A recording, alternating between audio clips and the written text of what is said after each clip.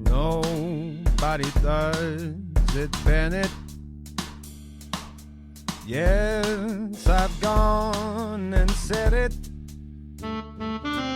Movies and games, some things that are lame. Nobody does it, Bennett.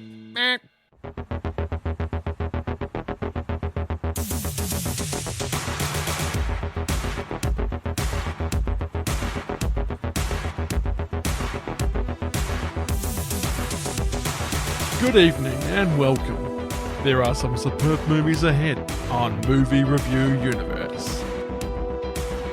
Next time, we'll join Robin Williams as he plays a board game and gets more than he bargained for in the 1995 film Jumanji. Right now though, it's time for Big.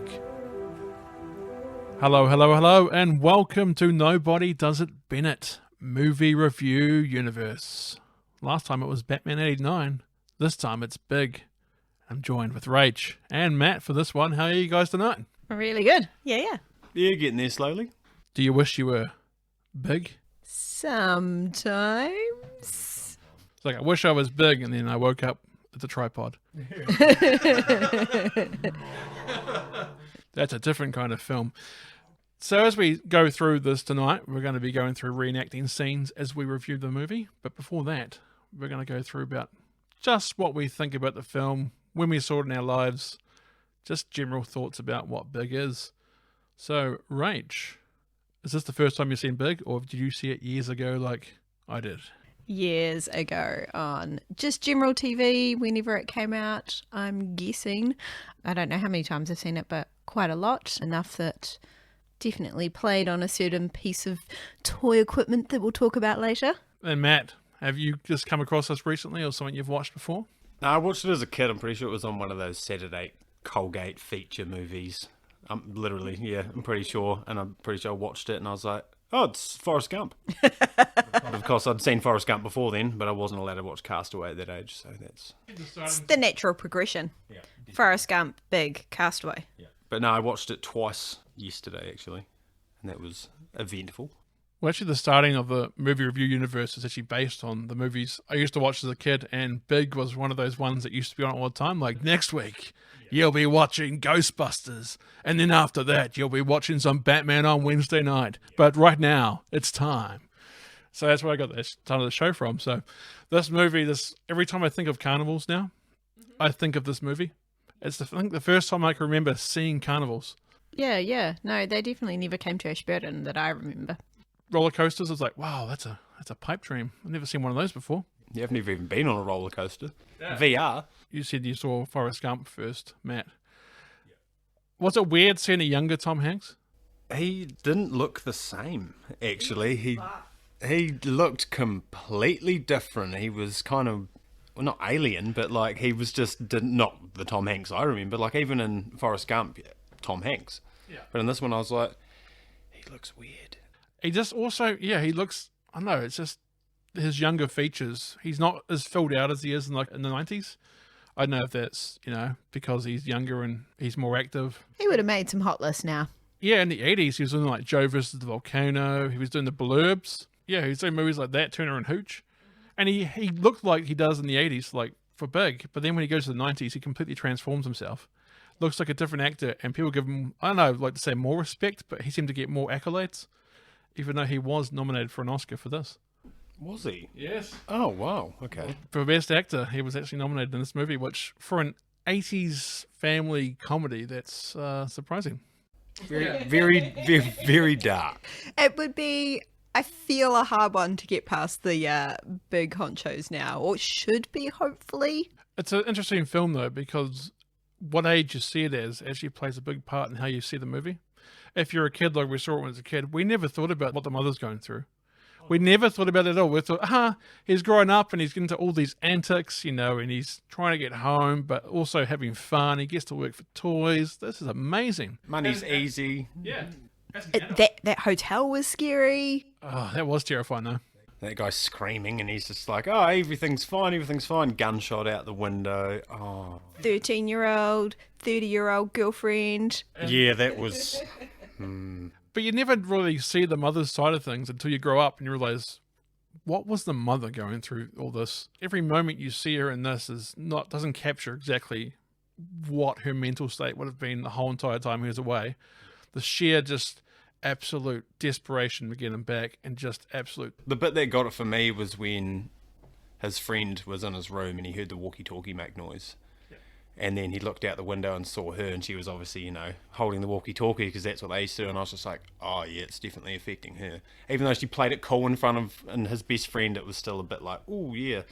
She definitely is missing her son. And when he was like, don't worry, he'll be back soon, she wouldn't have taken it like that because he's just a kid. He's just going, oh, don't worry, like, he's going to come back soon, like he's told you on the phone. But in reality, all she hears is a kidnapper going, your son's fine. But even how weird would that have been to be like, this kid's best friend is totally not worried at all that his best friend's missing. Like, oh no, he'll be back. I'm going to basketball practice. Meanwhile, every single person is just like, oh my God, he's been kidnapped. And the kidnapped keeps calling me and sending me letters.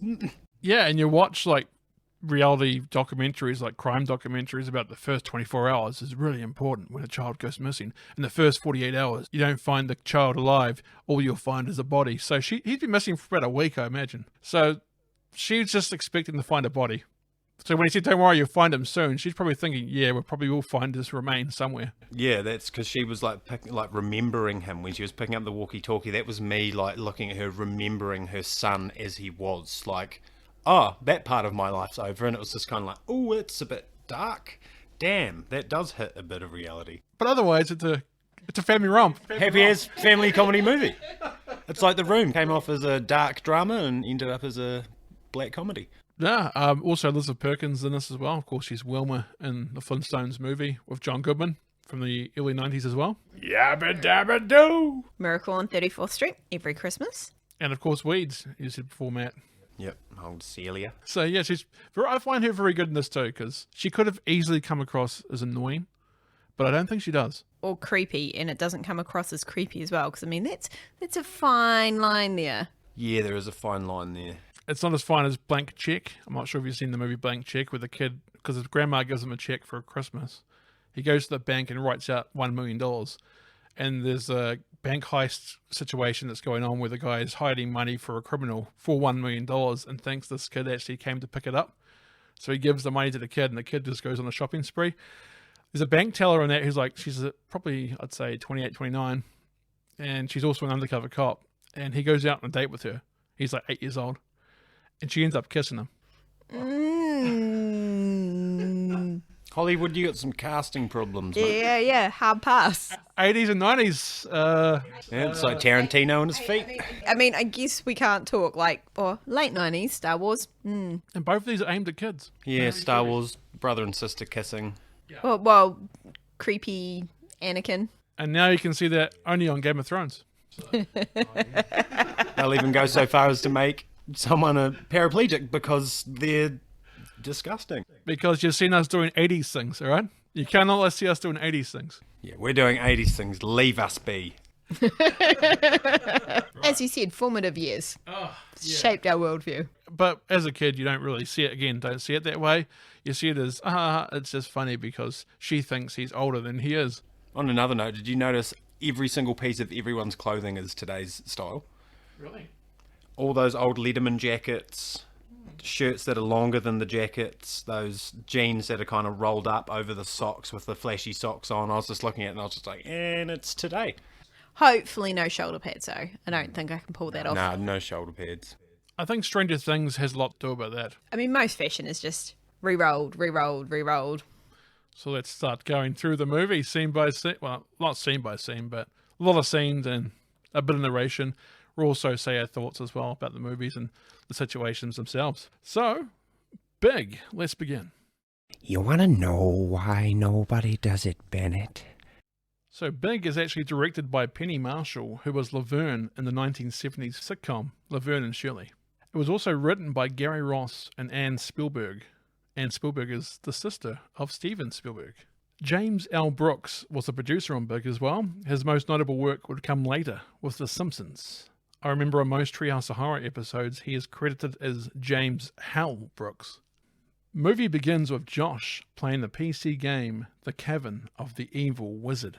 You are standing in the cavern of the evil wizard. All around you are the carcasses of slain ice dwarfs. Josh types in melt wizard. What do you want to melt him with? Josh mom starts yelling from another room. Josh! What do you think I want to melt him with? Mum yells again. Josh, I told you to take out the garbage. Just a second! Josh starts typing into the computer. Throw thermal. Josh's dad starts to get in on the fun too. Josh, did you hear what your mother said? 1 minute! Josh starts rapidly typing. Mum unleashes the ultimate weapon against her son, the full name call-out. Joshua Baskin! Computer makes an old 80s computer game death sound. Your hesitancy has cost you dearly. The wizard, sensing your apprehension, unleashes a fatal bolt from the ice scepter. With luck, you will thaw in several million years. Great. Credits roll as Josh takes out the rubbish, then bike rides to a local courtyard to play baseball with his best friend Billy Kopecki. They then hang out on the street outside a store while Josh goes through some baseball cards and Billy talks about how he can see down his teacher's top. Then Josh sees a girl walking down the street towards them. Cynthia. Hi, Josh. He says hi. God, she likes you. I know she likes you. I'll find out, okay? Josh and Billy then start singing a song as they walk down the street. The song comes back in a big way later on. Shimmy, shimmy, cocoa pop, shimmy, shimmy, rock. Shimmy, shimmy, cocoa pop, shimmy, shimmy, rock. I met a girlfriend, a Trisket. She said a Trisket, a biscuit. Ooh, Shadida, walking down the street 10 times a week. I meant it, I said it, I saw my mama's created. I'm cool, I'm hot, suck you in the stomach 3 more times. Cut to Josh lying on his bed preparing to sleep. He has a red walkie-talkie in his hand. So will you tell me? You're in! What do you mean I'm in? Cynthia Benson? What about her? You ready for this? She doesn't like Barry anymore. So? So what do you mean, so? That's it. She's available. Billy, it doesn't mean... Josh. Well, the mum sounds different now. Josh scatters back into bed, pretending to sleep. Hey, it's after midnight. Now say goodnight to Billy. Good night, Billy. Gotta go. Good night, Mrs. Baskin. I tell you what, though, like, he's just had this conversation with his friend, and then he's on the walkie-talkie and he's like, what do you mean talking about this girl? Bruh. Bruh. I think he's just like a kid, doesn't want to admit he likes someone. The boys have a good laugh. What a fantastic joke. Sweet dreams. Cut to screaming and a shot of a Ferris wheel. Oh no, this isn't going to be like Final Destination 3, is it? Camera pans around to show a carnival. Josh is at one of those test of strength games with the bell and the hammer. Josh manages to only hit the wimpy mark. Ding! Next guy who goes after Josh hits the bell as you can hear it before the camera cuts away. I tell you what, parents on these movies are way more generous than my parents would have been, though. Like, I wouldn't have been able to do those stupid games. No. Like, what a waste of money. Yeah. I wouldn't be able to go to a carnival. No, too expensive. Go to your room. Oh man, if only Josh was big. He definitely would have hit that bell then. Dad is holding a baby, so Josh isn't an only child. I didn't notice that. Yeah. The cots in the room. It is too. The baby cries, yeah. But she picks also, it up. that's an extra scene from earlier in the movie, because I checked what was in there. So one of the ones was moving the sister into his rooms, that to add to like why he wants to be big. That makes sense, because I didn't remember that cot being there earlier, but then later on when I was watching the movie, I was like, wait a second, his sister's always been in there? Yeah. Yeah, so... Yeah, she cried, woke him up, and she's like, let's try not wake. Yeah, so one of the earliest scenes is moving the sister in. I can't remember why, but yeah, they move the sister in, and he's like, she's going to cramp my style. I guess they have to have a room full of garbage now, because Josh just won't put it out. Josh wants to go on the roller coaster, even though Dad seems unsure. Josh sees Cynthia lining up to go on the coaster, so Josh tells his dad that he wants to go on it by himself. Josh agrees to meet his parents at the Ferris wheel in half an hour. Josh makes his way up the line so he can be with Cynthia. Josh? Oh, hi. Hi. Have you been on this before? This? Yeah. Yeah. Is it scary? Yes. Are you here alone? Yes. Look. Aren't those your parents? Where? Right over there. Josh's mum takes a photo of them while his dad waves with a baby in his arms. Why, yes. Hey, who's this? This is Josh Baskin. How you doing? This is Derek. He drives. Next. Next. Derek tells Josh to go ahead. Go ahead. Next. Read this sign. Must be at least this big to ride this ride, me matey. The ride operator is wearing a pink and white bandana with a yellow and black plaid shirt and blue jeans. I know it's the 80s, but come on. That's a terrible, terrible outfit. Disgusting. Like, is he going to go rob Homer and Bart of their house with throwing a disc on their roof? Like, Does he also work part-time in like a bar, like a pirate bar? Yeah. That he just like wears both his uniforms to work? What? Oh. Hey, I don't make the rules, kid. Next. Next. Well, it's a stupid rule. Look, why don't you try the kitty whip? See ya, Josh. Oh, the shame and embarrassment that Josh just suffered there, to be rejected by the ride operator on the grounds that he was too short to ride the roller coaster, and in front of his girl too. If only Josh was big, then this wouldn't have happened. Josh sadly walks through the carnival feeling every moment of the shame that has been inflicted on his short little body. This carnival from Big was the first time I believe I ever saw a carnival in my life, and I feel like I have judged every carnival I have seen since by it. I'll be looking for that Zoltar machine. Yeah, where is it? Come on, demons, grant my wish. Josh is still wallowing in despair when he sees a mysterious machine from afar. He seems to be drawn to it by its strange presence. As Josh walks closer, he is more and more intrigued. The machine is off on its own. Thoughts, Rach and Matt, to what the Zoltar machine is. Is it a demon that feeds on people's wishes and takes great pleasure in twisting them into something seriously messed up?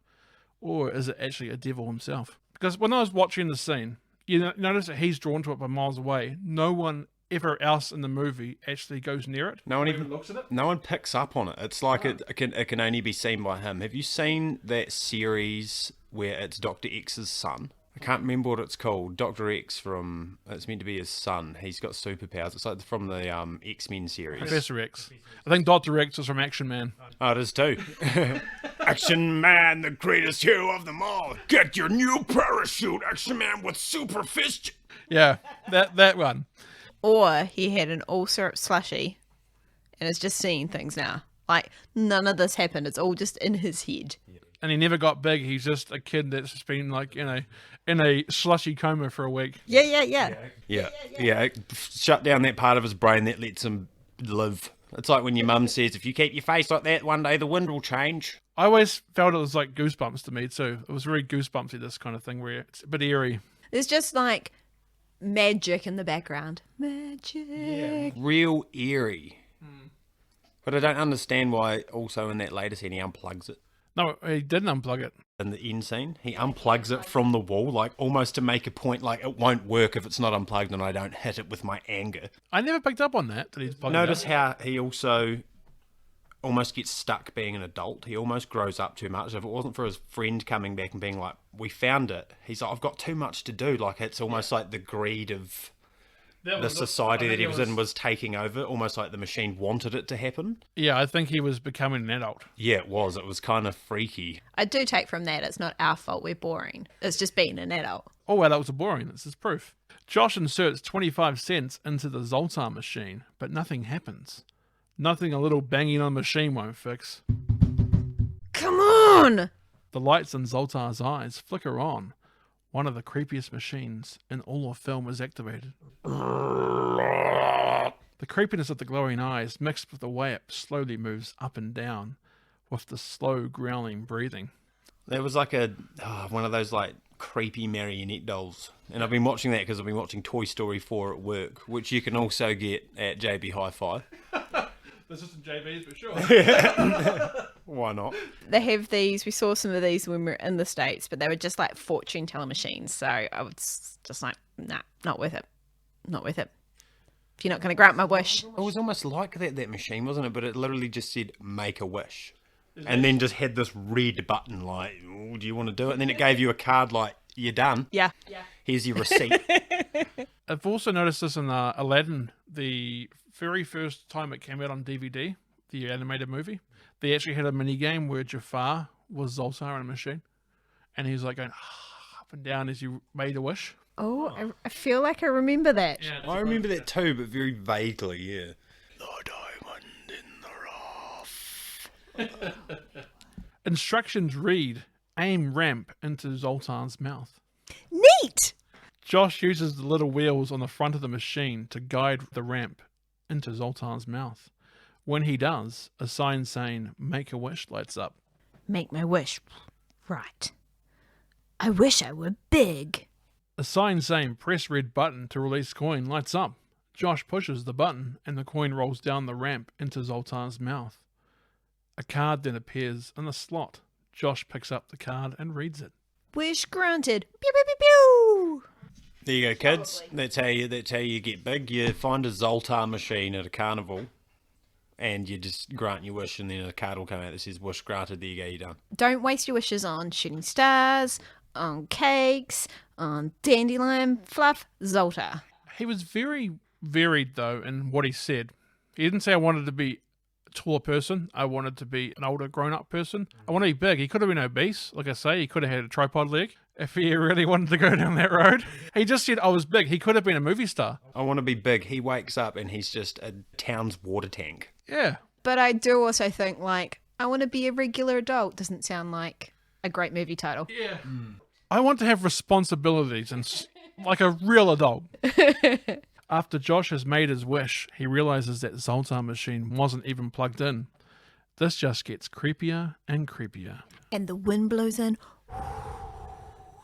gently moving his hair. I hate you. The music is used here too. It's like kind of circus, but like twisted circus music. Yeah, it was almost like Pennywise type of really was. creepy. It is done really well. It's really nice. It's quite tight. It's quite fast. You get to this point. Like, you know why you're there. As I said, like, there's a few things in the extended cut, but, like, it's just, like, bang, bang, bang, bang, crux in the movie. Yeah, this all happens within 10 minutes of the movie. And you don't actually notice that they're in San Francisco at that point. Is that where they were? Yeah, because when he goes back on the bike, you see the Golden Gate Bridge Ah. in the background of them. And I was just like, I'm wearing that t-shirt. I never realized. I thought they were in, like, Jersey or something, because it mentioned how the thing was in Jersey one night. Because then they drove to, I don't know how long away bloody New York was. That's why I think maybe, is it a mistake that they put the Golden... Yeah, you got to take the bus to town. So they take the bus cross. The kid gets back in time for school the next morning. Did they film in San Fran and accidentally forget and leave the Golden Gate Bridge in? Because That seems legit. I think they were supposed to be in Jersey. Because it is in the back here. He's on the bike. If we pull that scene up now, and look, when he goes back to the carnival, I'm sure it's there in the background amidst the fog. That's so weird. Yeah. Oh, well. If anyone's listening to this, email us and give us the... I'm just going to Google it after this. Yeah, absolutely. Come on, Google. I'm going to do it now. Josh sleeps in his bed while a mystical windy thunderstorm happens outside.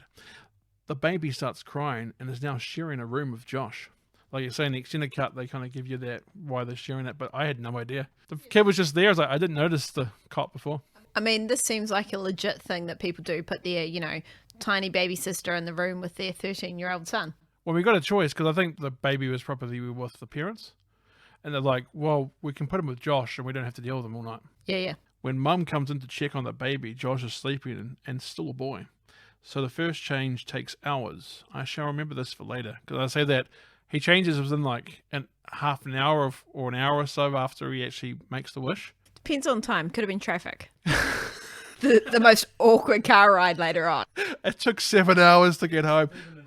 Well, maybe that's why he became small again when he was in the car. It's taken the 15-hour car ride to go back to San Francisco. It won't be San Fran. It'll just be the bridge that separates it from Long Island. Manhattan?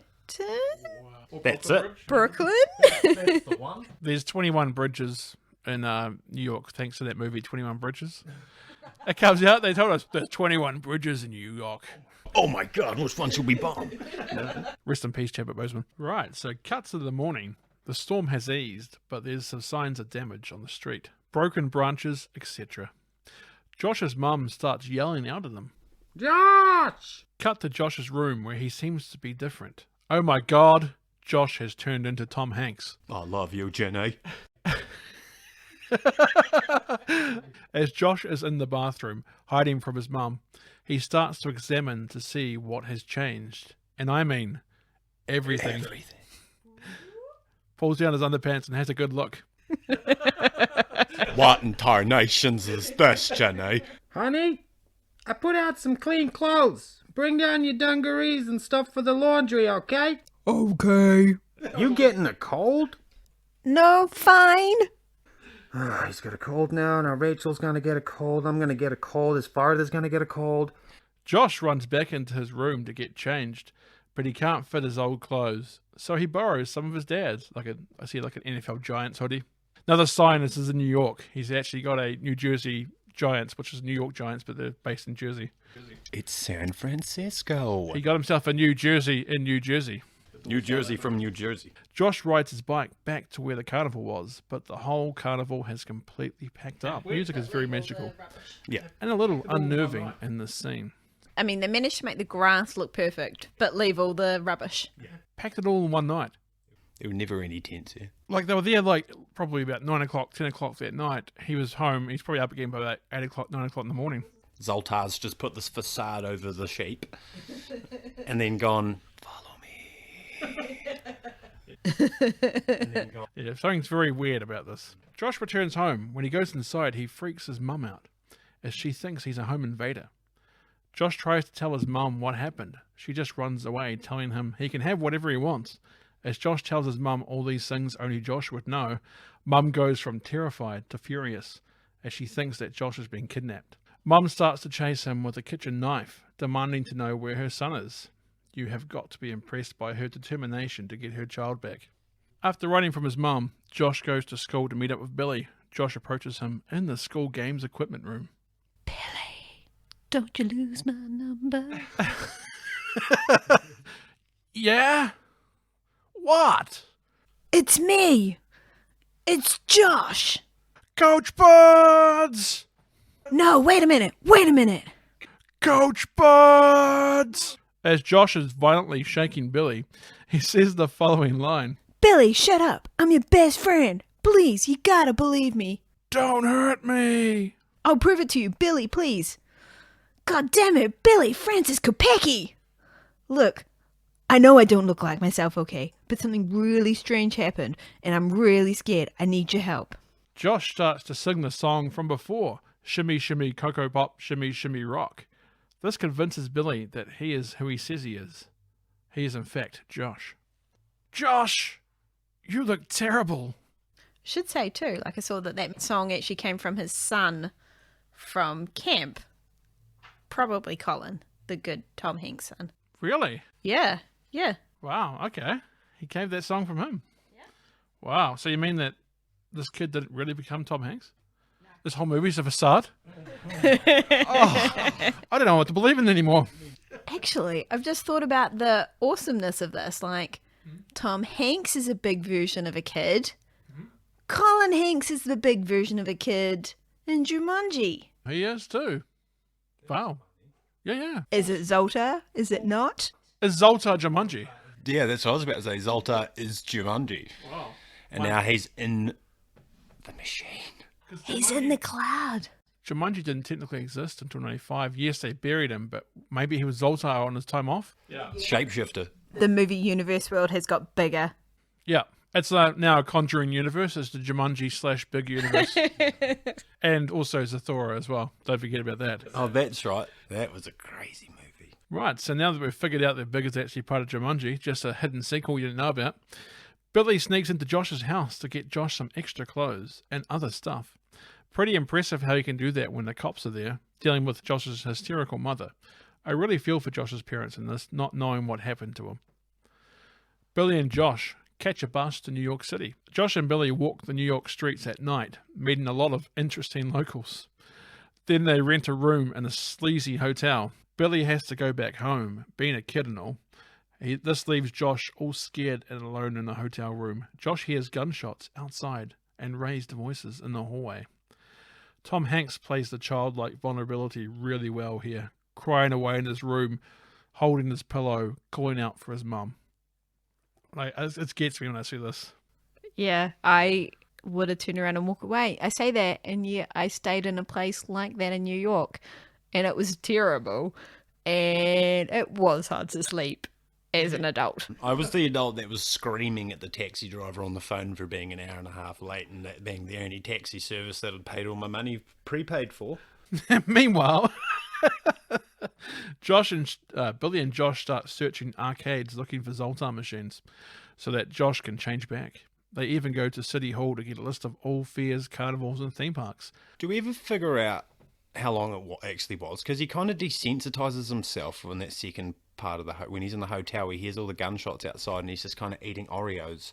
I think it is like that full 6 weeks. Like, I think you meant to feel that passing of time, so it's at least 6 weeks. Because he gets 2 different apartments as well. Yeah. He goes from that hotel to and he gets a big payroll. Well, and then he moves in. Like, I mean, this is a fast relationship. So you tell me his mother was worried sick for 6 weeks? At least 6 weeks.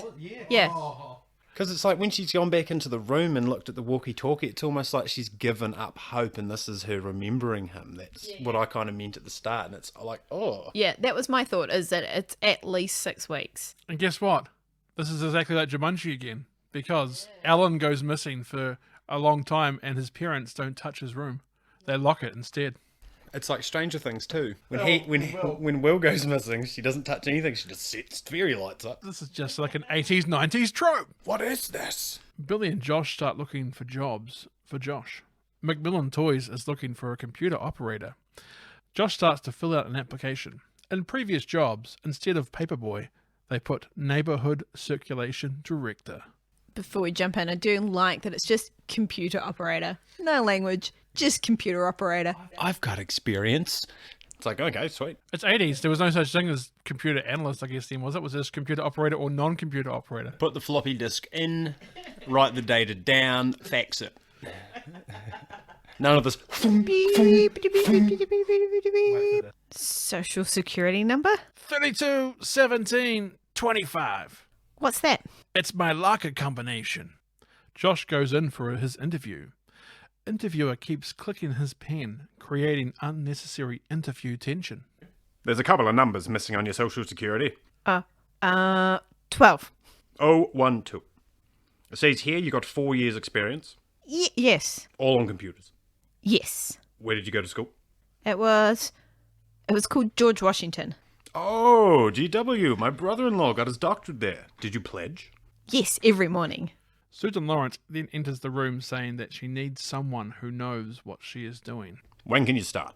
Soon. I was going to say I liked in this, like I liked his mannerism, his like little like finger chew, spit. I like his matter-of-fact questions like, when can you start? Soon. It's like, yeah, like, why? I could do it for the next couple of days. Why do you ask? Soon. I don't really have any plans currently. I've been big for a week. With my 4 years experience. And computers, yeah. Josh arrives for his first day as a computer operator at Macmillan Toys. Gets a quick rundown by a guy and some folders that need to be processed. I love it how John Lovitz is in this cubicle next to him. Scott Brennan, aka Lovitz, tells Josh to slow down and to pace himself. See that girl over there? In red? Say hi to her, and she's yours. She'll wrap her legs around you so tight you'll be begging for mercy. Well, I'll stay away from her then. Excuse me. I do think, the first conversation you have with your coworker is that, I do love the, she'll squeeze her so tight, and he's like, ooh, I'll stay away from her then. That sounds horrible. She'll kill us all. The boss, Mr. Macmillan, is walking around the office when Josh accidentally runs into him. Mr. Macmillan is impressed with Josh's hustle. Good to see John Hurd, Kevin's dad from Home Alone, in this scene. Josh rings up his mum to try and let her know that Josh is alright, but it just comes across sounding like he has kidnapped him. Mum threatens to make him suffer if he hurts one hair on her boy's head. Josh starts to sing the song Memories, as it was the song his mum would sing to him. The toll this must be taking on her. Oh, that was kind of, to me, that was actually not creepy for Josh, but for her. The kidnapper singing that song back to her. Not just, this is the song, it's Memories, but just starts singing it. Just singing it back to her, probably exactly the way they did together, and she's just like, oh my God, how long has he had my son? Memories of a time. You can hear us going, oh no, oh God. But also, what a depressing song to sing your kid at night. She's like, oh, no wonder he left. Josh is lying in bed eating Oreos, I believe. He hears gunshots outside the hotel room window, but doesn't seem to care anymore. Josh gets his first paycheck, $187. Josh is stoked with this, as a kid would be, but his yelling and excitement makes Scott think that he was upset by the low pay, as an adult would. Well, I mean, 80s money, $187. Convert that to New Zealand dollars. Increase for inflation. That's pretty nicely paying start job. When you're living in New York City, probably not. I mean, when your room's $17 a night. And he's thinking, I'm going to have to type numbers into a computer, and I get money for this? I just have to put out the rubbish for $2 a week. Although, yeah, actually, it does take up most of his money, because 17 a night. Yeah. Oh, yeah, true. He's only got like $47. Yeah. Why does he get it all in dimes? Josh and Billy go into a bank. Okay, so how would you like that? Josh and Billy move to the side to discuss, then return to teller. 3 dimes, $100 bill, and 87 ones. First Billy Idol song of the movie, Rebel Yell. Josh and Billy have a silly string fight. The 80s. So I'll put it here as they're having like a silly string fight. It's a montage of them like spending the money, which we don't know how much money they've got to spend because they've got to pay rent. But it has, Billy Idol in the background with Rebel Yell. Rebel Yell, you got no. Josh then visits McMillan Toy Store, ends up playing laser tag with some random kid. As the random kid laser shoots Josh, he drops to the ground and pretends to twitch like a dying body. As he is on the ground, some legs appear. You work for me, don't you? Yes? I thought so. What? Are you here with your kids? No. I was just looking around. Oh, me too. I come here every Saturday. You can't see this on a marketing report. What's a marketing report? Exactly. Come on. McMillan and Josh walk around the toy store, McMillan asking Josh what he thinks of the toys as they come across them. Josh gives his honest, childlike opinion. And then it happens. The iconic dancing keyboard scene. What a great scene. So, when we went to the States, that was one of our stops of our many movie stops with my friend as we went through, was to go to FAO Schwartz, and we played on the player piano. Is the actual one, is it? Yes, it's in like a room, you get your picture taken, you take your shoes off. Way harder to play chopsticks. I am very proud that they managed that. My legs were not long enough. I knew it was real because you could tell by the reaction when his foot slipped a couple of times when they were doing it, and I was like, they actually did that. Well, you especially see Tom Hanks on one of the talk shows later on. He does it with Jimmy Kimmel, I think. Apparently they had body doubles, and they were so determined when both of them turned up and saw that they had body doubles dressed like them, that they were like, we're going to get this right so you don't have to cut us out. But yeah, it's pretty cool. So there was a definite stop for us based on how iconic this movie is, was to go and play on the player piano. FAO Schwartz is also amazing. It's a very good toy store. Every time I now hear that, boom, boom, boom, ba-dum, da-dum, da-dum, boom, boom, boom, ba-dum, da-dum, da-dum, da. It's just like, you hear that, you're like, yep, big. Automatically transports you back to the scene. So Josh gets a new job, helping Mr. McMillan test new ideas for toys. Vice President in charge of product development. Paul and Susan do not like this. Mrs. Foreman from That 70s Show is Josh's assistant, Miss Patterson. Yes. Should also say, classic, no experience, white man falling up into a great job. Sorry, hashtag not all men. These kids are taking our jobs. Paul and Susan are on item at this point in the movie. Their investigation into where Josh has come from leads them nowhere for obvious reasons. During their breakfast scene, you can see Josh's photo of him as a child on the milk carton. This is also how, though, you can tell that there's not, like, the internet.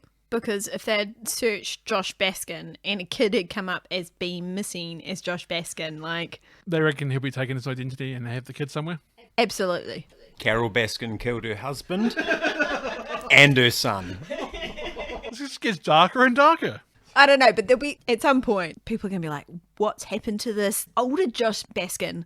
Like, and there'll be like a news footage playing at the same time of like, kid reunited with his family. But it shows you that they don't even look at the milk.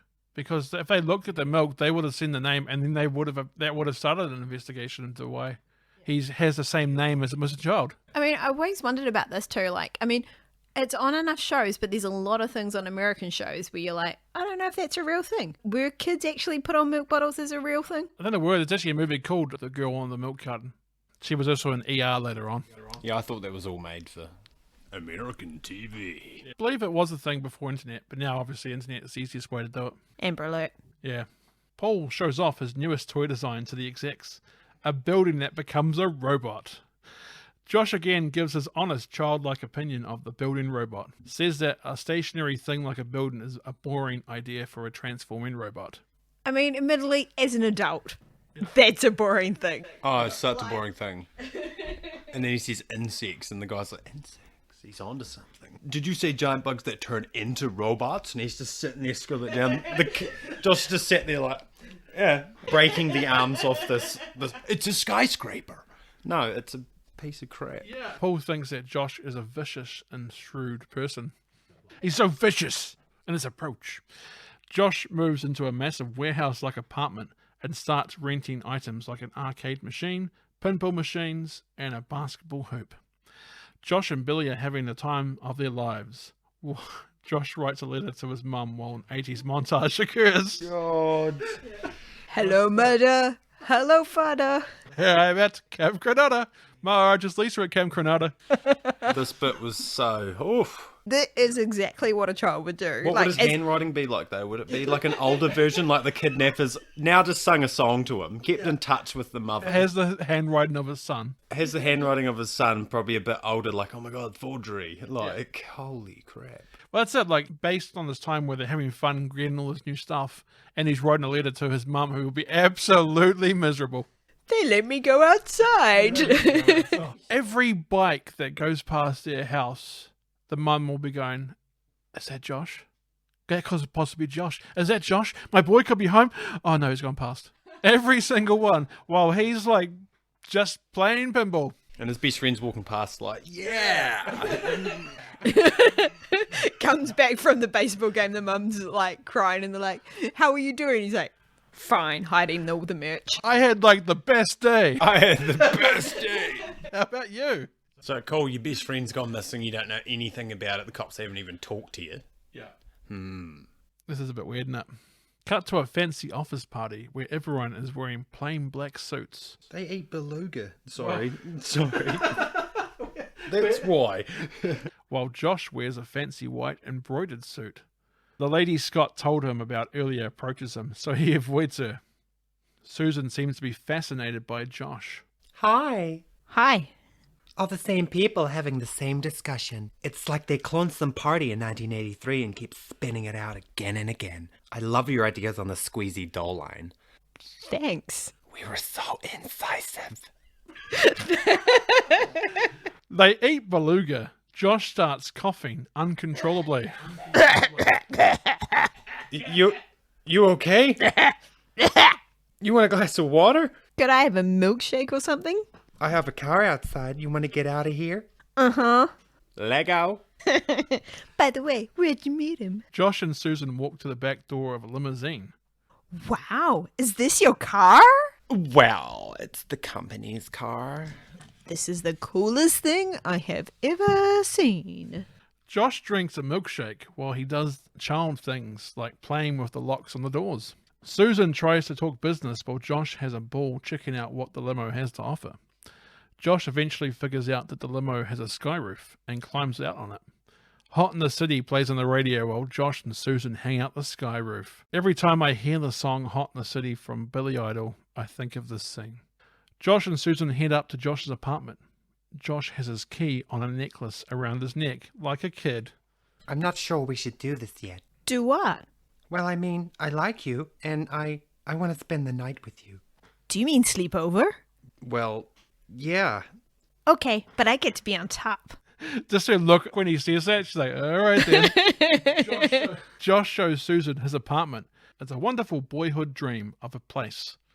Pepsi can machines, giant inflatable dinosaurs, pinball, a giant Gumby chair is there as well. And of course, a trampoline.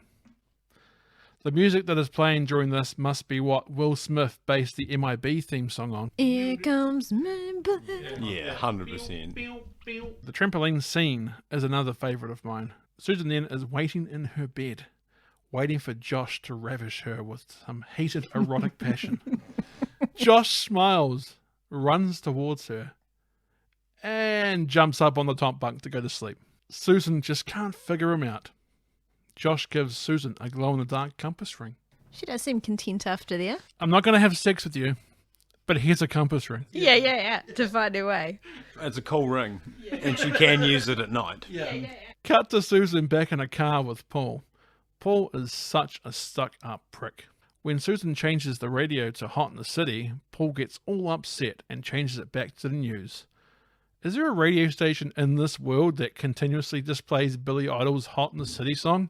That was Hot in the City by Billy Idol. We'll be right back with the next song, Hot in the City by Billy Idol, after these short messages. Paul challenges Josh to a game of paddleball or outside squash or something. What was that? Racquetball? They always talk about racquetball, and I always wondered what that was. I think it's pretty much outside squash. Because I thought he was going to challenge him to tennis and then just gave him this, like, weird badminton bat. And I was just like, mate.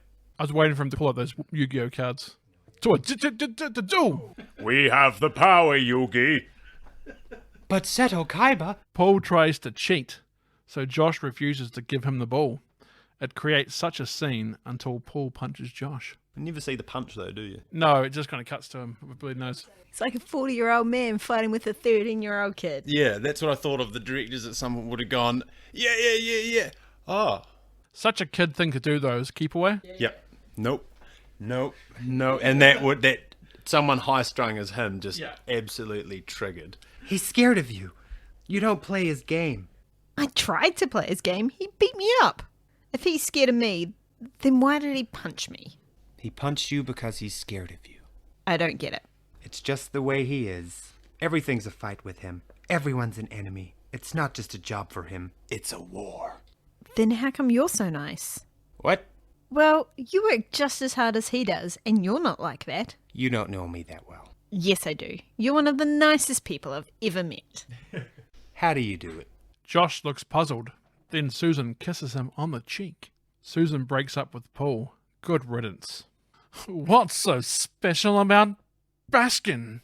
He's a grown-up. Yeah, I love that line. That to me was just like, is he? That's where, like, you work just as hard as he does. She should have the job title. It's what you can see the whole way through. She helps Josh later on as well, like, doing half of his work. Like, again. Yeah, but Josh helped her become a better person. She was becoming just as bitter as what Paul was. Yeah, but I think she can still get paid for the work she's doing. I'm just saying, there's some things she's getting out of it as well. Yeah, what annoyed me is that the thing with Paul is that he's the typical toxic male of the 21st century that we don't want or need. He's the one that thinks she's just slept around to get where she is, which in reality you can tell that that's not the case at all. No. # not all men. Yes. Then after this, Paul went back home and found that Kevin was home alone. Was he Macaulay Sulkin? After he got kicked out of that house, he went back to Chicago. Back you go, son. Josh and Billy eat in an Italian restaurant, and the chefs bring out a cake. It's Josh's birthday. Billy wants to hang out, but Josh has other plans. Notice he made a wish on his cake. What do you think his wish was? There was a little smile on his face. And maybe I'll take back what I said earlier. Do blow out cake, because I'm guessing his wish came true. Because he already had the demon inside him, Zoltar. That'd be terrifying if there was like the little kid Josh Baskin was actually in the machine and he was actually the Zoltar walking around. Some could say he was unplugged. This is like the start of the Paranormal Activity series as well. So the whole time Josh Baskin is Zoltar. Josh heads over to Susan's place. Even when Tom Hanks sits in Susan's apartment, he has a way to make it look like he's a kid sitting down. Like he sits on the edge of the seat and looks all anxious. Kind of just sitting there playing with his knees, like, oh yeah, cool. I don't know how to make small talk. They end up going to a carnival, and Josh finally gets to ride the roller coaster. Susan asks if he wants to dance. The way she asks is almost like how a teenager would. She kind of goes, I mean, you don't have to if you don't want to. The way she says it, like, sounds like she's always reverting back to her childlike kind of state as well. Not deliberately, but just because she's so comfortable around Josh. Well, in that life, I mean, you wouldn't have much of your own inner child. It would literally just be work. And for a woman in the 80s, mate, you would have had to work your absolute ass off to get where she was. Like, woof. Me and Holly have heated discussions on those things. It's great. Well, most of the time, as you're a child, like not all the time, but most of the time as a child, a lot of your best memories are when you were a kid. So why would you want to embrace that? That kind of feeling of innocence almost.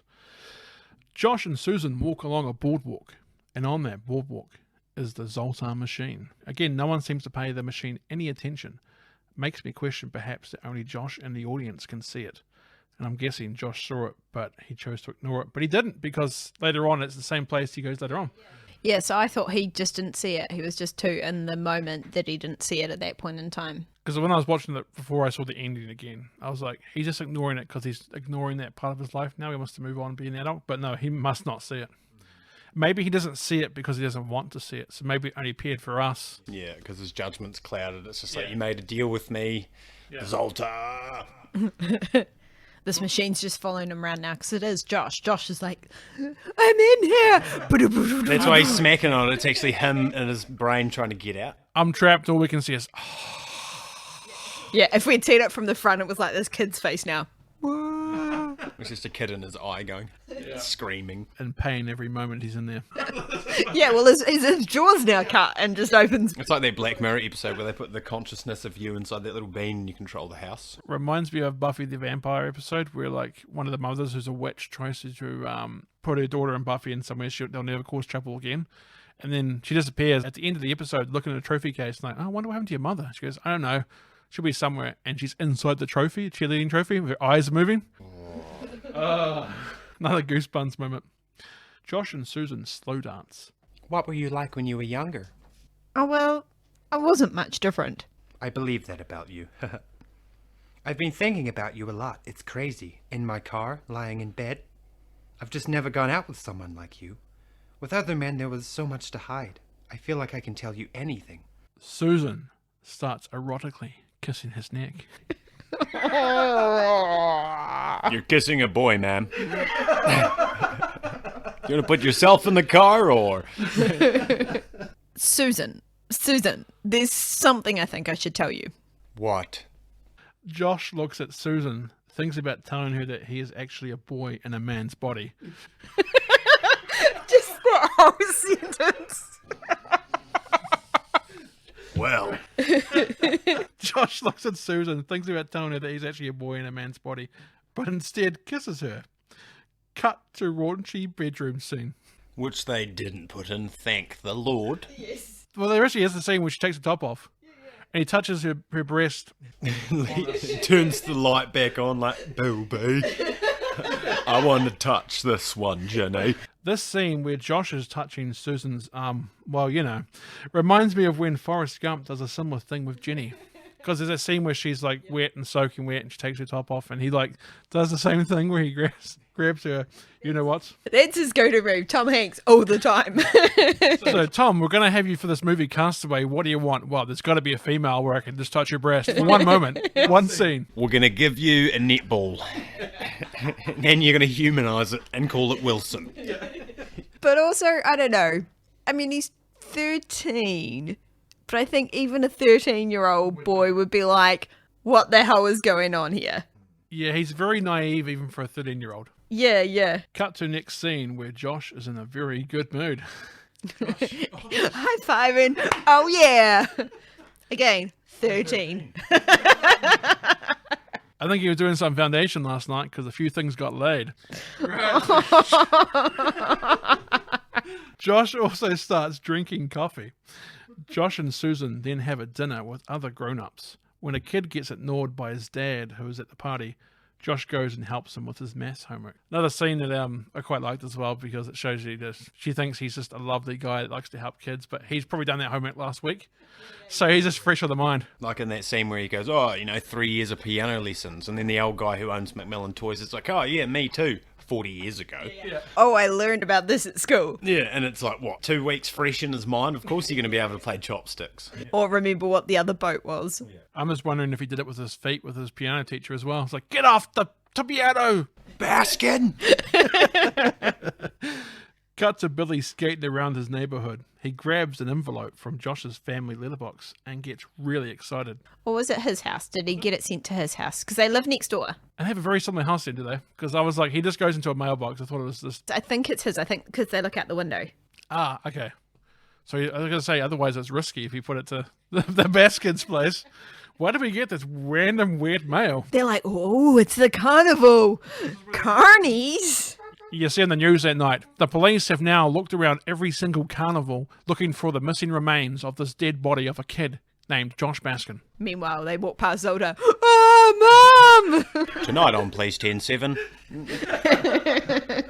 we get a boy stuck in a Zoltar. Picture of Tom Hanks. This scum, this no good piece of trash. This low-life hooligan has stolen a 13-year-old boy from his mother's grip. Billy goes to see Josh at his office. Would you come back at lunch? I'm busy right now. Are you out of your mind? This is what we've been waiting for. I've got work to do. Can't you understand that? I've got a deadline to meet. God! Who the hell do you think you are? Hey! You're Josh Baskin, remember? You broke your arm on my roof. You hid in my basement when Robert Tyson was about to rip your head off. You don't get it, do you? This is important. I'm your best friend. What's more important than that, huh? And I'm 3 months older than you are, dickhead. Ooh, you got the censored version. I censored this because I didn't put the words in there because I didn't want to get done for swearing. Yeah, just get an explicit tag. That's a lifetime when you're a kid. That's like 3 months like, well, this guy knows stuff I don't know. Josh continues to work into the night at Susan's place, but then he finds a giant floppy disk. It's the game Josh played at the start of the film, the Cavern of the Evil Wizard. As Josh plays it, he starts to smile. Josh then goes back to his neighborhood. He watches some kids play in the leaves. A school take a class picture. Creepy. And watching his child crush Cynthia hang out in a car. Josh better be careful or someone might get creeped out seeing a grown man walking around watching kids. Josh knows now that he has to go back to being a kid. That is creepy though. He's just stood there in his big trench coat. It's like, you cut holes in those pockets, didn't you, you creep? First you stole someone's kid. It's just like over the shoulder of the photographer, like not even being inconspicuous. It's just like, How have they not been like, here is this man that we're looking for? And she trench coat. didn't bother even asking her for like, what does he look like? She said, the sun's gone. And this man ran into my house. Have you seen the blurbs? He looks like that guy from the blurbs. oh, now he's at the school checking on the class photos, smiling. Not even his class. He's got no class. That's what his problem is. And then you go back and see that photo, it's just got Tom Hanks in the background, like, He photobombed. superimposed. Gets it printed later on and gives it to his mum for Christmas. Look, I got the class photo. Who was that? That's me, Mom. I told you. Josh and Susan are sitting at a table in Susan's apartment. Josh, what's wrong? What is it? I haven't told you something because I didn't think you were going to believe me. Even now, and even if you did believe me, I didn't think you were going to like me anymore. So, Oh, honey, come here. You can tell me anything. What? Susan, I'm not what you think I am. What do you mean? Before I met you, I was in Little League. I was in Little League and I rode my bike to school and I played with my friends and I hung out with them and... Josh, what are you talking about? I want to go home. I miss my family, Susan. I want to go home. Oh my God, you're married. Well, your voice changed, Susan. No. I knew this was too good to be true. There had to be something. Susan, I'm not married. You're not? No, I'm a child. What? Oh, hang on, let me do it again. You wouldn't laugh in a serious context like that. What? You're a who? No. No, I'm a child. What? I'm a child, Susan, and I'm not ready for all of this. I did it, but I'm not ready for all of this. Oh, that's fine. This is fine. Oh, that's just great. You see what happened? No, I understand. I'm not ready to make a commitment. I'm not ready to accept the responsibility. No, you don't understand. I'm 13 years old. Ah, and who isn't? You don't think there isn't a frightened kid inside of me, too? No, I mean, I really am 13. I went to bed one night, I was a kid. I woke up this next morning, and I was a grown-up. Oh, right. And just yesterday I was a schoolgirl with pigtails. So why are you doing this, Josh? There was this carnival. I was in New Jersey. Please. I made a wish on a machine called the Zotar machine. Oh, stop it. It was called a Zotar machine. It had a bobbing head, and it looked like the devil. And if you got a quarter in the devil's mouth, you can make a wish. And I did. So I wished to be big. That's what I'm trying to tell you, is that I changed into a grown-up when I was really just a kid. Fine, Josh. You're a kid. Look, I really don't know what it is you're trying to tell me, but we have a very big presentation to give tomorrow, so I'm gonna get some sleep. Billy is getting rid of all the stuff that reminds him of Josh when his radio comes to life. He thinks it's Josh, but it turns out to be Josh's mum. Man, I feel for her as she's got to go through this film. You could probably make another movie from her point of view. Would be a tragic watch. Yep, Criminal Minds. Josh's mum mentions to Billy that he had a birthday. Billy reassures her that Josh will return. That was so sad, that bit. So, yeah, he had a birthday. Both of these, like, poor Susan being like, he's like, look, I'm not ready for commitment. From her point of view, he's like, no, I'm just a kid. Like, not ready for commitment. And then the other kid being like, oh, he's fine. Don't worry about him. Yeah. Billy comes to Josh's office as he gets off the elevator. Susan gets on. She looks at Billy as he walks by. Billy lets Josh know where the Zoltar currently is, Sea Point Park, New York. Josh goes to his presentation. The key phrase used in the presentation is, the kid makes his own choices. That's what Susan says about the comic book that they're actually doing. She goes, and the kid makes his own choices. That was one of the scenes actually before he did this too, when he had to make a presentation. It showed him like walking around trying to figure something out, and it was kids getting comics and then trading, so they had different stories and stuff as well. So that's in the extended cut. So that's where the idea came from. Ah, there you go. Josh leaves the room because after that kid makes his own choices, he kind of clicks and leaves. As the presentation continues, Susan is asked by Paul if she thinks a kid would pay $19 for a comic book. When she responds with, I think a kid, she then freezes and realizes that is why Josh thinks like a kid, because he is one. Susan then runs from the room looking for Josh. Josh hails a cab and asks the driver to take him to Sea Point Park. Billy overhears Josh and yells after him. Susan sees Billy yelling in excitement. Excuse me, do you know him? You know Josh? Yeah? Look, you have to tell me where he went. Who are you? I'm his girlfriend. Billy Kopecky. You have to tell me where he went. Where did he go? Please tell me. Tell me. Hate to say it, but you're much too old for him. Right. Cut to Sea Point Park. The taxi pulls up and Josh gets out. He starts to run around until he finds it. Zoltar. I guess he didn't see it on the boardwalk the other night. Josh approaches the machine. The creepy circus music plays again. Josh inserts a coin into the machine, but it's not working. Susan pulls up in her car and runs to find Josh. So this is where he like plugs it back out, does he? Just pulls it from the way, like looks at it like, oh, that won't work. It works. It worked when I wished for it when it wasn't even plugged in. So why would it work if it was plugged in now? Cut back to Josh smacking and manhandling the Zoltar machine until it comes to life. Those creepy eyes, that unsettling growl, and the frightening way he moves his mouth up and down. Susan continues to look for Josh. As she looks, Josh makes his wish to be a kid again. Josh just completes the deal when Susan appears. Josh? Susan? You know, you don't walk out on somebody. You don't just get up and leave and walk out like that. You don't do that. I know. I'm really sorry. But I didn't know what to do. I didn't know what to say. Susan approaches the Zoltar machine and hits the button. A card appears at the bottom of the machine. Oh God, you got your wish. I tried to tell you. I didn't listen. I guess I didn't hear you or want to or... I tried to tell you last night. How would I have, even if I did listen? How would I know? I've been thinking about it, and there's a million reasons for me to go home, but there's only one reason for me to stay. I've got 100 million reasons to walk away. Sorry. Wait, what reason is that? Well, you. Josh and Susan hug. Yeah. Get that hugging action. And then she asks them, so what are you, 15, 16? I'm 13. Well, that explains it. Well, maybe you could come with me? No. Why not? I've been there before. It's hard enough the first time, you know what I mean? No, you don't know what I mean. Come on, I'll drive you home. I'm sorry. No, it's fine.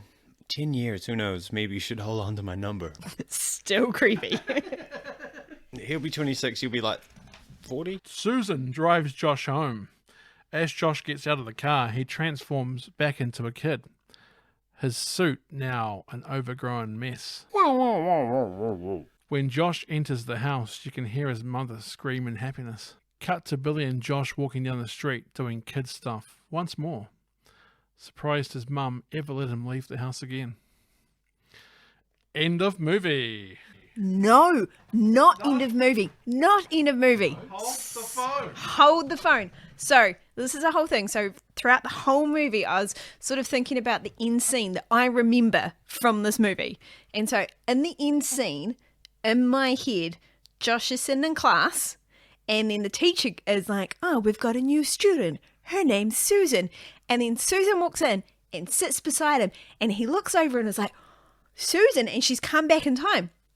So I was like, where is this bit? What is this? So I was looking it up. I remember that. I don't. That's a Mandela effect, it has to be. It is a Mandela effect. It's a whole thing. So there is a bunch of people who remember this to the point that even on IMDb, there's a little mention of it. There's a Reddit thread or quite a few. I'm the People same were with like, a lot of Star Wars movies. I never, ever remember C-3PO having a red arm. oh yeah, and the silver leg. Or a silver leg. Never.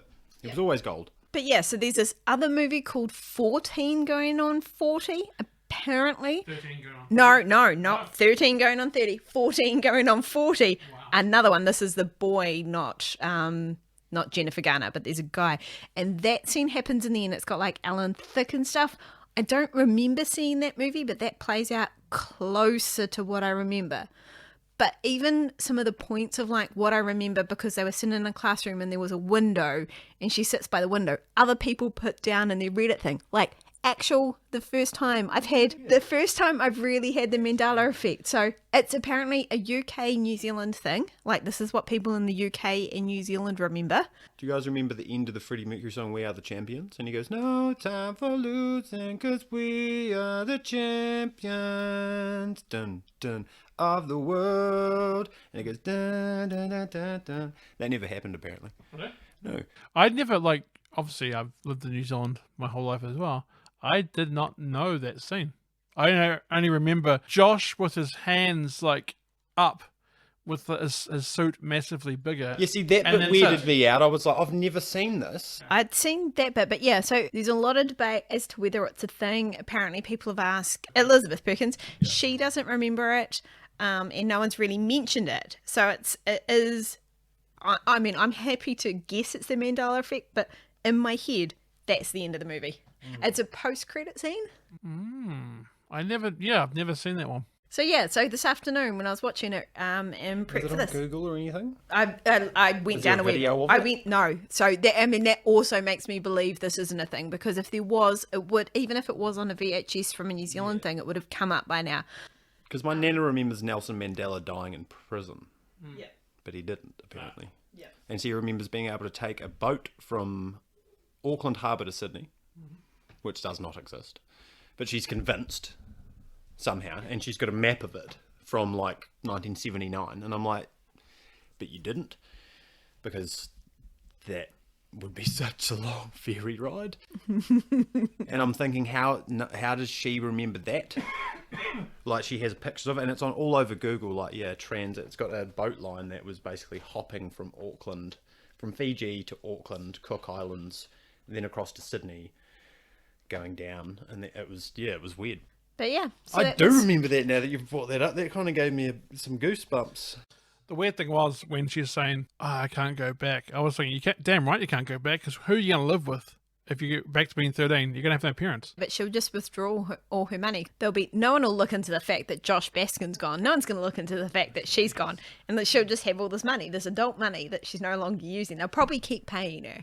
Yeah, really weird Mandela effect that I was sure. And I was so sure. And when I looked up and I saw other people thought the same thing. So likely we've merged these movies together. Maybe. But yeah. Or another universe that's actually happened. Dun, dun, dun. It's Zoltar. Yeah, it's Zoltar. Has erased this from all of everyone else's memories. Zoltar! So other than that interesting story at the end there, because that's actually quite fascinating. What are you guys' thoughts of the movie itself? Going right through it now. Like, we're going to do reviews in a second, but just an overview of what you guys felt the movie was. Very first time watching it, loved it as a kid. Absolutely loved it. Couldn't think of anything better than growing up like that and being able to just like kind of piss through life in a way. Just, wow, this is fun with no real responsibility in a way. And then watching it the second time, it was kind of like I'm older now. I've watched a lot of movies that have kind of been a bit dark in a way that have kind of made me think, oh, no, I like it. You've gotten older, so therefore your whole perception of a story has changed. I think it's still really good. I think you forget how good, like, it kind of reminded me again how good Tom Hanks is and how good he's been from the start. Pretty good casting. It's just nice. It was nice. It was like, just should it always been there. I can see why this actually created so many copycat movies. Because such a good premise that was really never used before this that I can think of. I can, however, also see why they haven't remade it specifically like this. Few things that, yeah. Right, so my view of it anyway was, Big is a movie from my childhood that had some resounding impact on my life. Every time I go back, it still brings that smile to my face. This movie holds up surprisingly well, with a great performance from Tom Hanks and Elizabeth Perkins. And that Zoltar machine, that Zoltar machine still haunts me to this day. So what we're going to do now is we're going to go through our ratings. I'm going to have Rach and Matt do the ratings, so therefore their ones will count this week's. Mine will not. Whenever there's a third person on, I'll take myself out of the running and we can see what they think compared to what I do, because as I said in the Batman podcast as well, especially in the early ones here, I'm picking all the movies that I pretty much like, so you're going to get my opinion straight away. It'll be interesting to see what their opinion is. So we'll go to the ratings very shortly. Nobody does it, Bennett. So we're going to go through our ratings now. So let's start with story. Rach, what did you give story out of 5? I give it a good solid 4 stars. I think I always find little gaps in those types of movies, so this one is actually pretty solid. And Matt? Definitely a 4, because to me it was more of a story rather than just here's a movie with all these pieces and you know how it ends, because when I first watched it, I didn't know how it was going to end. I would have given it a 4 as well. I think a 4 is a solid reflection of the movie. It's more than just what it looks like on the surface. There's a lot more going to it that I would actually kind of be curious to see the other side, like you say, of what the mother was going through a bit. So with all these layers, this actually is a very good story. It was, yeah, because there's so many things you go back and think about, and you kind of like, oh, I wonder how the mother felt during this bit, or wonder how, what happened at school. What were they telling people at school? Oh, Josh is on holiday with it, or were they telling him he was missing? They had to, maybe not at the start, but at the end when he was on milk cartons, they would have had to just kind of accept the fact, as you said, after the first 24 hours. It's kind of like a... Well, it's interesting if they had gone that Josh was just gone away on holiday, Billy would just be smirking. Yeah. Oh yeah, he's on a grand holiday. And then he just disappears again. Adult Josh Baskin just disappears as well. Yeah, having that secret for a 13-year-old, it's like, no, it's my best friend's just bullcrap and his way through a company. They could do a documentary series. This man was around for 6 weeks in the 80s, but never has been seen again. The mystery of Josh Baskin. Was he fed to lions? We'll never know. Joshua Baskin on CI. Right, so acting. Matt, what have you given acting? Solid 5. A solid 5? Yeah, I've always been a massive Tom Hanks fan. And as soon as I saw Celia from Weeds, I was thinking, oh, cool, you look so young. But Tom Hanks, yeah, even through his young age, you could tell why he gets those roles. He's just such a good actor. Yeah, a solid 5 from me as well. I think one of the facts I saw too was, he hung out with Billy and the young kids in real life and picked up some of their mannerisms. So he ended up like acting like one of the other kids thing, and that was how he got it. So he really did put in the effort. And then all of the adults,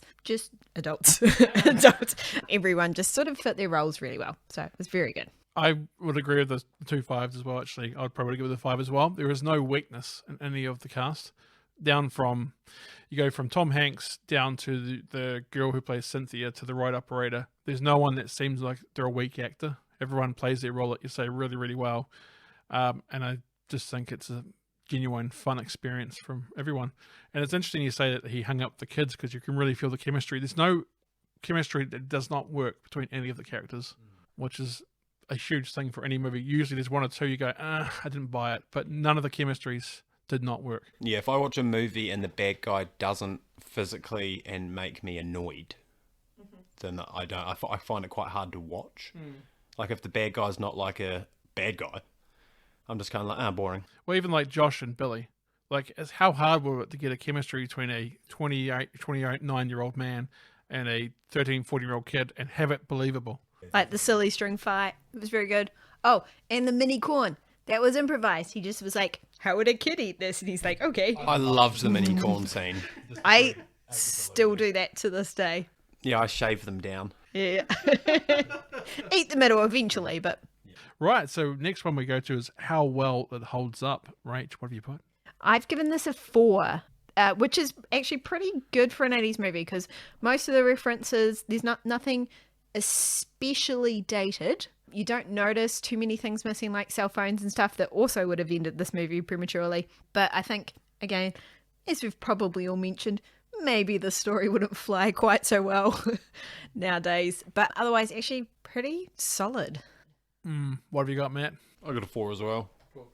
Yeah, I liked it. It was a great movie. There was nothing that was like, we're trying to plug Nike, plug Apple, plug this, plug that. It was literally just a good movie. They were trying to plug robots that change in the buildings, though. This is true. And Zoltar, the creator of death. And he did have a Pepsi machine. That's true. That was more subtle. And the gunman in the corner. Yeah, because all kids would have a Pepsi machine now in their house. And a trampoline. I think 4 is a pretty solid number. I would probably say 3 or 4, but 4 is I wouldn't argue with because, like I say, there was a few things that don't hold up that well, but most of it does. Right, so music. What have you guys given? I'll go with Matt first. 5 out of 5 because I love Billy Idol. Not so much now, but love me some good old Billy Idol. 4.5. I'm not sure where the other half comes from, but yeah. For me, I'd say it's about a 4. If I was grading, but mine doesn't count. I think the music is good without being great. Like Billy Idol ones are fun. The 2 songs in there, and the movie itself, the music itself in the movie, like the chilling music, the circus kind of music mixed in with Zoltar, and the music at the start when he's trying to get ready to go to school. It's cool, but it's nothing amazing. So I think a 4 or 4 out of 5 would be pretty good. Visual, how good does it look? I've given this a 5. Now, not because it's in high def or anything like that, because of the choices they made. So they made really specific choices not to show him growing or shrinking, except for his tighty-whities. Pretty much everything was really good. So discounting the fact that they couldn't do it high def because they just didn't have that technology. Like, there's no special effects to have aged it well. It's well shot, like all of the shots and the framing and things. Relatively modern, like not completely modern, but actually pretty good. So I gave it a 5. And Matt? Yeah, I gave it a 4 out of 5. 4 out of 5, yep. I like where they went. I like how they put landmarks in places without being like, we're going here. Like that scene where they went to New York, but they just kind of put Times Square in the front of it. No, New York. I agree. There's no visual effects that date the movie, which could easily have happened if they tried to transform him in front of the camera. they didn't try and do anything that would de-age it that badly. I think it actually coming back around, like you're saying, with the clothes, how the fashion's coming back, it's almost getting to the point where if they really ultra remastered this in 4K or something, you could probably think it was filmed last week. Yeah. As I said, like the framing of the shots, the way they're spacing it out, nothing particularly, like it didn't feel out of place with modern things. Like they might be slightly tighter, slightly different angles, but actually for the most part, like most of that felt like relatively modern. I guess maybe I don't watch as many kids movies. Maybe they are brighter, slightly faster. Well, it makes me glad that it wasn't made like 10 years later, because late 90s is when they thought computer graphics were at a point that everything could be computerized. Like, I remember Species was terrible in that, and The Mummy is one of the big culprits. Oh, but I just watched that the other day. I will die on that hill. The Mummy is amazing. I love The Mummy and The Mummy Returns, but the computer graphics. Oh, absolutely. And actually, some of the practical graphics, like when you see some of the bricks drop and you can clearly tell they're polystyrene. But It just looks like the rock just looks like a giant piece of smooth plasticine. Yeah, don't get me wrong, Brendan Fraser, give me some Brendan Fraser any day. But yeah, the computer graphics. Oof. Yeah, so we'll go through the ratings. So for story, we got 4 from Rach, 4 from Matt. With acting, we got 5 from Rach and 5 from Matt. With how well it holds up, we've got 4 from Rach and 4 from Matt. Very much mirrored at the moment for both of you. It's good. Music has already changed, where Rach gave 4.5 and Matt gave 5, especially for his love of Billy Idol. And for visuals, Rach gave 5 and Matt gave 4. So going up the totals now, we need 2.5 from Rach. So I got 22 from Matt. dun dun dun. So that gives you guys, oh, no way.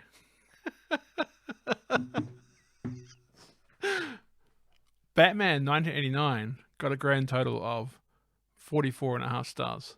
Big got a grand total of 44.5 stars out of 50. What? We have a tiebreaker as our first 2 movies in Movie Review Universe. Son of a... There you go. Well, it's amazing to start off hot off the track with 2 high scores. 44.5 is a very good score. It's going to be hard to beat.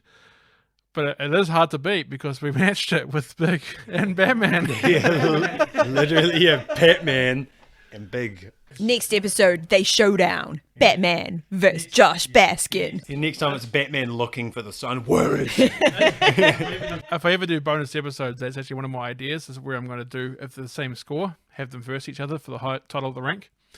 But next episode, which I think could be close to this as well, is Jumanji with Robin Williams. Original. So that one could easily be in this mix as well, 44.5. But yeah, that was fun. Thank you very much, you guys, for coming with me through this movie, which I think is a lot of fun when we reenact it. Yep, it was awesome. I hope the listeners like it as well. Apologies for my bad accent. Yep, same. Changing everything every 2 seconds. If you have listened to this and you want to just give us your opinion of what you felt of the episode, feel free to email us. And you can email us at nobodydoesitbennett@outlook.com. That's NOBODYDOESITBENNETT@outlook.com. Or you can hit me up on the Twitter at NobodyDIBennett. That's NobodyDIBennett. Or you can visit the Facebook page of Nobody Does It Bennett. Nobody does it, Bennett. Thank you, Mr. Hooker. Till the next episode, thank you, Matt, and thank you, Rach, for being along tonight. It's been fun, and I hope to see you guys along sometime in the future on Nobody Does It Bennett. You will. Definitely. Just remember, some people might do it better, but nobody does it Bennett. All right, take care. It's the end of the show, and now it's time to go. Don't be sad, just be glad that nobody does it, Bennett.